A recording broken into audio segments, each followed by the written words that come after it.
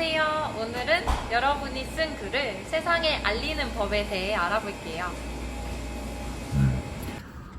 뭐 여러 가지 방법이 있는 것 같은데, 전통적인 방법부터 얘기를 하면 등단이라고 하는 그런 절차를 통해서 자기가 쓴 소설이나 시, 희곡 이런 것들을 알리는 경우예요.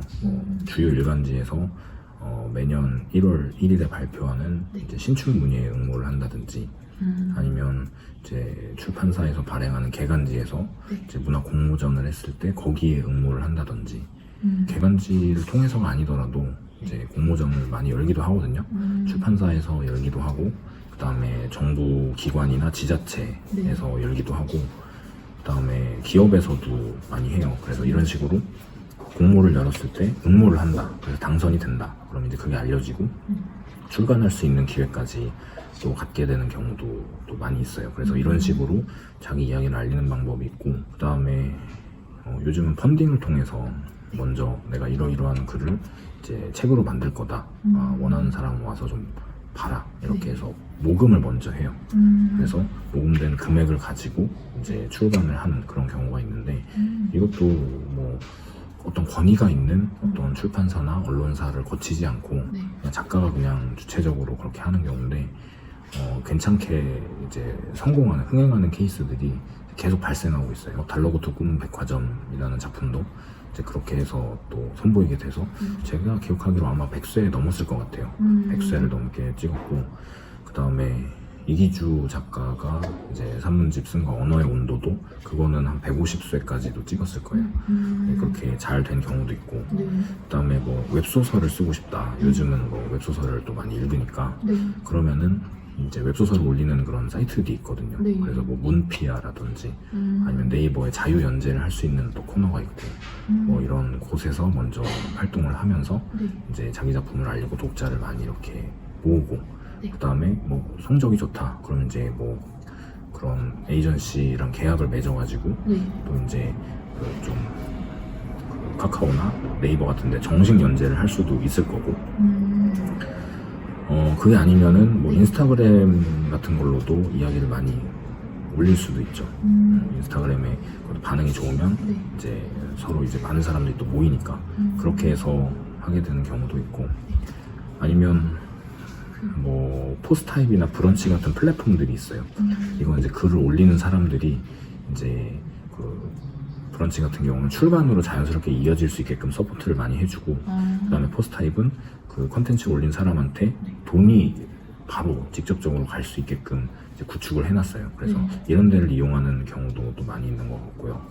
그 다음에 완전히 좀 독자적으로 하는 경우, 그런 경우도 있어요. 그러니까 예를 들면 내가 그냥 구독 서비스를 하겠다 해서 그냥 일주일에 한 편씩 쓸 테니까 이거 구독할 사람 해라, 대신에 구독료는 10,000원이다 하면은 이제 한 달에 몇 편의 글을 이메일로 보내주겠다, 혹은 우편으로 보내주겠다, 그건 이제 하기 나름이에요. 근데 이렇게 해서 이슬아 작가라든지 아니면 문보영 시인 같은 경우도 이렇게 이제 구독 서비스로 또 많이 또 호응을 얻었고, 지금도 계속 하고 있는 걸로 또 알고 있거든요. 그래서 그렇게 하는 경우도 있어요. 그래서 지금 쭉쭉 얘기한 이런 경우는 창작자가 감상자랑 어떻게 보면 바로 만나는 경우예요. 이제 이게 B2C죠, 말하자면. 근데 B2B에 해당하는 경우도 비유하자면 있어요.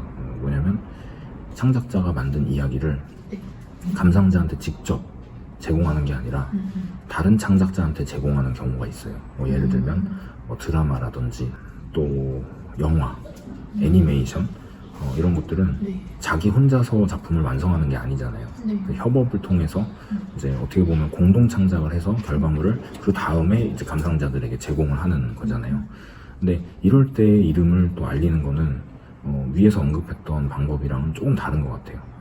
그래서 이 경우에는 여기서도 많은 방법이 있겠지만, 내가 쓰고자 하는 이야기를 잘 기획안으로 정리를 해서 또 혹은 이제 완성된 원고와 함께 이런 컨텐츠를 만드는 회사에 이렇게 전달해서 읽어볼 수 있게끔 해서 이 컨텐츠를 사게끔 하는 경우가 있을 것 같고, 아니면 내가 그 회사에 들어가서 직원으로 근무를 하면서 이미 기획된 것에 이제 참여를 하는 식으로, 작가로서, 창작자로서 참여를 하는 식으로 가는 경우도 또 있을 것 같고, 그렇게 돼요.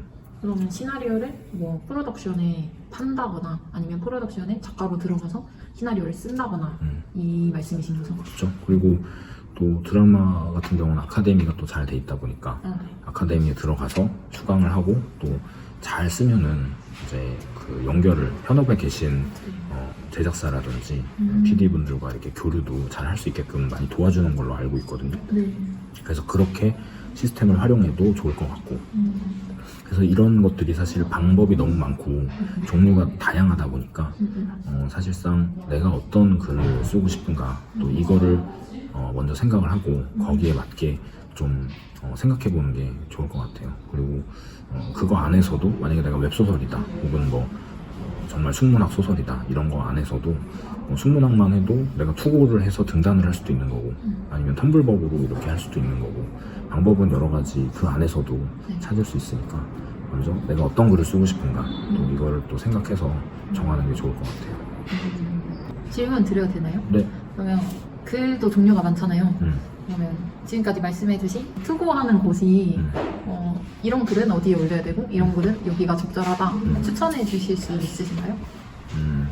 뭐 말씀드렸다시피 이제 웹소설이다 네. 그러면은 뭉티아라든지 아니면 네이버, 또 그 이름이 또 있었는데 기억이 안 나네요. 뭐 만약에 자신이 순수문학을 또 한다 그러면 뭐 주요 일간지 유명한 거 있잖아요. 조선일보, 중앙일보, 또 동아일보, 뭐 아니면은 뭐 한겨레, 뭐 경향, 뭐 이런 식으로 주요 일간지도 있고, 그 다음에 출판사를 보자면 창비에서도 개간지가 나오고, 문학과 지성사, 그 다음에 문학동네, 이능사 이런 데서도 이제 개간지가 나오고 있거든요. 근데 거기서 열리는 또 공모전이라든지 그런데 문을 두드리면 좋죠.